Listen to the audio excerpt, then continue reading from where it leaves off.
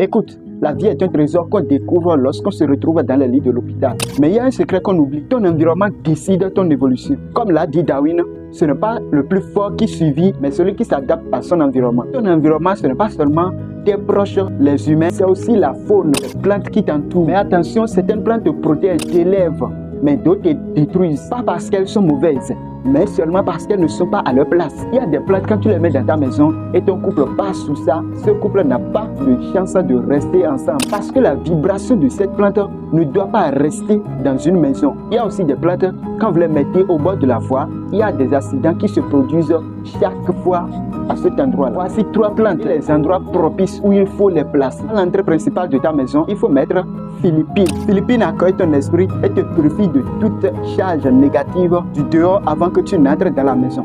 Tu dois mettre aussi à l'entrée de ta maison l'Isoha nain ou l'épine du Christ. Ça neutralise toute nuisible gardée par quelqu'un ou venant du dehors. Dans la propre maison, maintenant, il faut avoir sapin dans la maison. Sapin a une vibration très positive. Et si tu as déjà dépassé par exemple 1 million avant de l'avoir chez toi, tu ne vas plus jamais venir en dessous de 1 million avant de mourir. Si tu as une plante chez toi, et si tu veux savoir réellement si c'est son bon emplacement, son bon endroit, écris son nom. Je ferai une vidéo explicative pour te le dire. Like, abonne-toi, partage si ce n'est pas encore fait.